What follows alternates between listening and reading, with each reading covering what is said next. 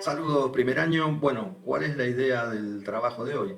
La idea es que voy a ir viendo un video que se llama ¿Qué es el Estado?, del cual les hablé en la última clase, y lo que voy a ir haciendo es ir deteniéndome en cada concepto para agregar, si me parece que hay algo para agregar, o dejar que el video siga corriendo. Como va un poco acelerado, voy a tomarme mi tiempo para que ustedes puedan ver cada parte y juntos comprendamos un poco mejor qué es el Estado.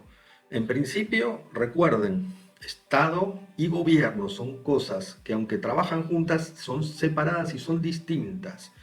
El Estado es una institución política que se establece sobre un territorio determinado, sobre una población determinada y tiene sus reglas. El gobierno es quien administra este Estado. Hasta el día 16 de agosto de este año, en el gobierno estaba el presidente Danilo Medina. A partir de esa fecha está el señor Luis Abinader. Ese es el gobierno. Estas dos personas que nombré son la cabeza del Poder Ejecutivo. El Estado se divide en tres partes: Poder Ejecutivo, acabo de nombrar, presidente, vicepresidente; ministerios; Poder Judicial, son los señores jueces, son los que aplican las leyes; y el Poder Legislativo, el Congreso, diputados, senadores, que son quienes dictan las leyes. ¿Y por qué estamos hablando del Estado? Porque en la página 64 de nuestro libro aparece el título Organización de los Estados, ¿sí? Se empiezan a organizar estos países que tenían una monarquía absoluta o un emperador como estados. ¿Sí? Los países no existieron siempre como los conocemos hoy, los estados tampoco. Lo que había antes eran reinos, imperios, pero no había estados. Aparece esta figura nueva. Por eso, ahora vamos a ver qué es el Estado. Y en general, casi siempre, los estados coinciden con los países. El Estado español gobierna sobre España. El Estado argentino gobierna sobre el territorio argentino. El Estado brasilero sobre el territorio y sobre la población de Brasil. El Estado indio, por ejemplo, no puede gobernar sobre la población de Sudáfrica. El Estado indio tiene derechos, territorio, población y leyes que se aplican al país India, no al país Sudáfrica, por ejemplo, o al país Italia. Entonces vamos a arrancar el video y vamos a ver qué nos cuenta. Hola, ¿qué tal? ¿Cómo les va? Hoy vamos a hablar sobre el Estado. ¿Y qué es el Estado? Bueno, debemos decir que el Estado es una forma de organización sociopolítica. Se trata de una entidad con poder soberano para gobernar y desempeñar funciones políticas, sociales y económicas dentro de una zona geográfica delimitada. Los elementos que constituyen el Estado son la población, el territorio y el poder. Entonces, como dice el video, el Estado es una forma de organización, ¿sí? Es algo que se organiza de cierta manera y se organiza para ejercer, ¿sí?, cierto poder en un territorio y sobre cierta población, como el ejemplo que di antes de la India. La India, el Estado hindú, ¿sí?, ejerce su poder sobre un territorio determinado, que es la India, como nosotros lo vemos en el mapa, sobre una población determinada. No ejerce su poder fuera de la India, a menos que entre en guerra con otro estado, ¿sí?, y lo conquiste, cosa que por ahora no está sucediendo, ¿se entiende? También debemos decir que el Estado comprende el conjunto de la población, el territorio, las instituciones públicas que la organizan y gobiernan, así como a su cultura. También puede ser visto como la sociedad política y jurídicamente organizada que puede ejercer autoridad y soberanía en el interior y representar responsablemente a sus habitantes en el exterior. Entonces esta segunda parte va repitiendo un poco lo que dijo en el primer punto: población, territorio, poder, pero también empieza a hablar de las instituciones que organizan al Estado, ¿sí? El Estado es una entidad que necesita organización. Imaginemos, por ejemplo, a la escuela Paulinsgarten como si fuera el Estado y no hubiera organización, no hubiera secretaría, no estuviera la dirección con la señora Vivian, no estuviera la dirección de secundaria con el profesor Marcos, no estuvieran los profesores, no estuvieran las aulas.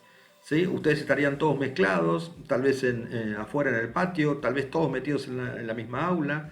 Hay una parte de mantenimiento, ¿sí?, que mantiene a las cosas funcionando, la electricidad, que los aires acondicionados funcionen, que los televisores prendan. Si no hay electricidad, no tenemos cómo ver los videos en clase, ¿sí? Todo eso tiene que estar organizado. Lo mismo un Estado. hay un montón de instituciones que organizan el Estado. Los ministerios, la policía, la seguridad, el ejército, la armada. Bueno, en lo que respecta a sus características, debemos decir que es una comunidad organizada en un territorio definido mediante un orden jurídico servido por un cuerpo de funcionarios organizados en un poder jurídico autónomo y centralizado que tiende a realizar el bien común. Bueno, este tramo se pone un poquitín más complejo, ¿verdad? Porque dice que es una comunidad organizada en un territorio definido mediante un orden jurídico, ¿sí? O sea, los límites de los países no se ponen porque sí. Por ejemplo, vamos a tomar el ejemplo de República Dominicana. Al norte, al sur y al este no hay mayores problemas. ¿Por qué? Porque la isla está rodeada por mar. República Dominicana está rodeada por mar. Al oeste hay otro país, Haití, ¿sí? Compartimos la isla con Haití.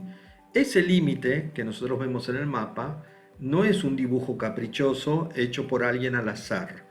Hay un orden jurídico que establece exactamente por dónde pasan las líneas que dividen a República Dominicana del país vecino de Haití, ¿sí? Y ambos países tienen que estar de acuerdo para que estos límites, para que este límite preciso sea el mismo. Si hay algún desacuerdo, tienen que ir a un arbitraje hasta llegar a un acuerdo. En otras épocas, esos límites se arreglaban con, de vuelta, guerras, luchas, ¿sí? Hoy las naciones son un poco más civilizadas en general, y entonces si hay alguna disputa limítrofe, se llama a una tercera parte, ¿sí? A un tercer actor, para que esta disputa quede zanjada de manera civilizada. Y al final de este párrafo dice que se trabaja para el bien común, ¿sí? O sea, para el bien de todos. El Estado apunta al bienestar de sus ciudadanos, de aquellas personas sobre quienes ejerce su poder. Sería muy raro un Estado que esté buscando que la gente esté mal, ¿sí?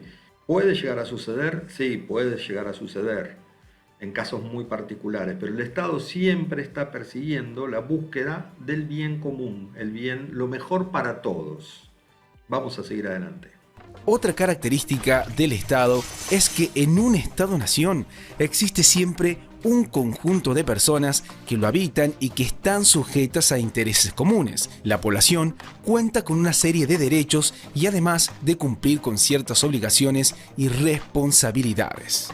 Otra característica que debemos resaltar es que siempre existe un espacio físico, un territorio concreto, donde se asienta la población perteneciente a un estado. Ese espacio físico tiene demarcados claramente sus límites, de modo de evitar conflictos con los estados vecinos. En los puestos fronterizos normalmente existen controles de gendarmería. Bien, aquí en este punto habla de dos cosas que por más que sean obvias hay que aclararlas. No hay Estado sin ciudadanos. ¿Se entiende? O sea, sin personas no hay Estado. Si volvamos al ejemplo de nuestra escuela es el edificio, pero sin gente adentro es un edificio vacío. No es nada, ¿sí? Porque la escuela no puede ser solo el edificio, sino lo que sucede adentro, ¿sí? Profesores enseñando, ustedes aprendiendo, gente trabajando. Si no, son paredes con un techo. No es escuela en todo el sentido de la palabra. Bueno, lo mismo con un Estado. Sin ciudadanos no hay Estado. Y sin territorio físico tampoco hay Estado. Estas dos aclaraciones, aunque obvias, hay que hacerlas. Sigamos. Otra característica que debemos decir y debemos mencionar es que es la organización política universal dueña del poder público soberano y sus apéndices materiales, como el ejército, cárceles, policía e instituciones coercitivas, y se caracteriza por la distribución de la población a tenor con la división administrativo-territorial y los impuestos y el derecho.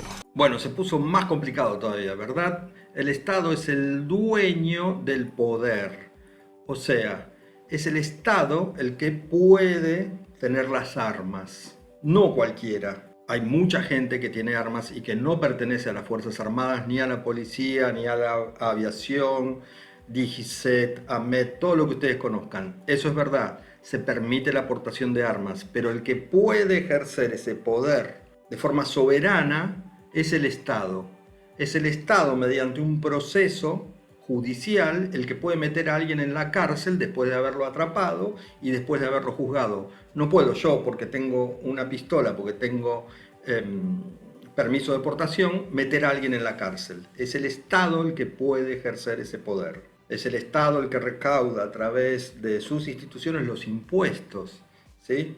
El que determina la división territorial. La división territorial política de República Dominicana ha ido cambiando a lo largo de los años. Hoy tenemos 32 provincias y un distrito nacional. Hace apenas 13 años, en 2007, siguió cambiando esa conformación interna de nuestro país. Esa división interna la dispone el Estado. Es quien tiene el poder para hacer esto. Entonces, la fuerza coercitiva, y hagan una pausa y busquen qué significa coerción y coercitivo, la ejerce el Estado. Quien puede ir a reprimir, por ejemplo, una protesta que se sale de control es el Estado a través de sus instituciones. Y estas instituciones armadas, ¿sí?, la policía y el ejército, por ejemplo, tienen sus funciones específicas. En la parte anterior hablaba de una gendarmería. Eso depende de cada país. Argentina, donde yo vivo, tiene exactamente esa fuerza, se llama así, gendarmería. Es la que controla las fronteras. El ejército está para defender al país de una agresión externa.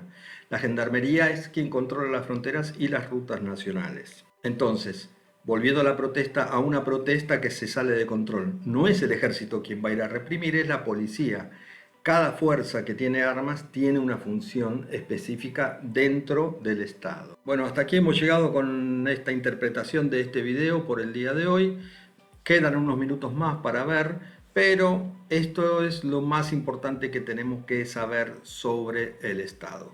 Así que eso ha sido todo por hoy. Espero que les haya gustado la clase y nos estaremos viendo próximamente. Hasta luego.